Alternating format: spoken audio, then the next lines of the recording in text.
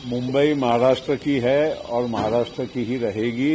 मराठी आदमी की अस्मिता का प्रश्न है, महाराष्ट्र का अस्मिता का सवाल है और उसके बारे में कोई भी कितने भी बयान करे वो मुंबई महाराष्ट्र से अलग नहीं हो सकती, हमारी आत्मा से अलग नहीं हो सकती। वहीं कल ओवैसी जी ने एक बयान दिया है कि भविष्य में कभी कभी बुरखे वाला प्रधानमंत्री होगा, कैसे देखते हैं?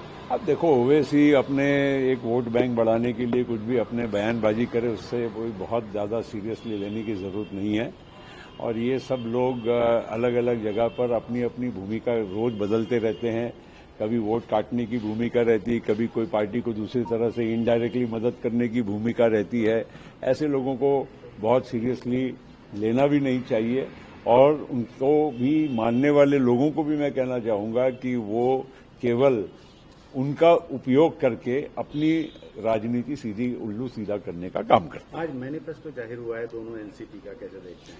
देखिए, वो पूना का और पिंपरी चिंचवड़ एक महानगर पालिका का स्थानिक मूवमेंट अपना वो है, वहाँ का मैनिफेस्टो, और इस वजह से वो वहाँ की जो लोकल समस्या है उसके बारे में स्वाभाविक है, हम आगे कैसे हमारा वहाँ पर भूमिका रहेगी, हम क्या काम करेंगे, ये उसमें जाहिर होगा। हर पार्टी का अपने अलग अलग शहरों में जहाँ जहाँ लड़ रहे हैं अपने मैनिफेस्टो निकालते हैं। बीएमसी चुनाव को लेकर क्या कहेंगे, क्योंकि अभी कुछ ही दिन बचे हैं?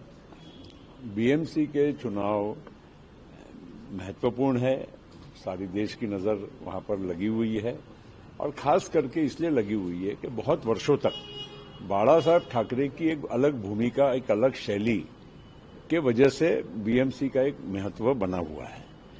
वैसे मुंबई स्वाभाविक है, देश की मतलब आर्थिक राजधानी है, महाराष्ट्र की तो है ही, और एक बहुत बड़ा कॉस्मोपॉलिटन शहर बन चुका है और वहां पर शिवसेना खास करके अब बाला साहब के न रहने के बाद किस भूमिका में रहेगी, क्या उनकी पोजीशन रहेगी, सब तो जरा देखने के लिए आतुर है। लेकिन मैं आपको कहना चाहूंगा कि वहां पर इस बार यूबीटी शिवसेना को बिल्कुल अपनी जगह लोग दिखा देंगे और राज ठाकरे को, जिनका स्वयं का सब आधार लुट गया है, उनको एक बैसाखी के तौर पर साथ में रखा है।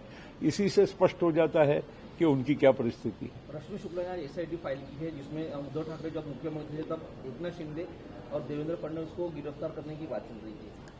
देखिए, जो चीज के बारे में पूरी जानकारी नहीं है, मुझे टिप्पणी नहीं करना है, लेकिन एक बात जरूर मैं कहूंगा कि राजनीति में राजनीतिक लड़ाई हो सकती है, कोई व्यक्तिगत लड़ाई में नहीं पड़ना चाहिए।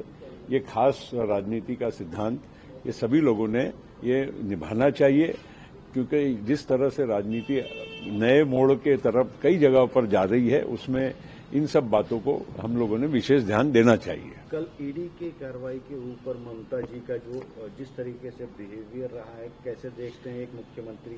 ममता जी का जिस तरह से एक मुख्यमंत्री के तौर पर जो रवैया रहा है, ये बिल्कुल गलत है। देखिए, हम एक देश के संविधान के तहत काम करते हैं जिसमें केंद्र और राज्यों की अलग अलग जिम्मेदारियां हैं, और अगर केंद्रीय कोई भी एजेंसी, यंत्रणा कोई भी कार्रवाई करती है और अगर हर राज्य ने अपने अपने आधार पर उसको खिलाफत करने लगे, तो ऐसा तो देश नहीं चल सकता। और खास करके जो संविधान की शपथ लेकर उस पद पर बैठते हैं, अगर उन्होंने उसका ख्याल नहीं रखा, संविधान का ध्यान नहीं रखा, रक्षा नहीं की, तो और कौन करेगा इस देश में?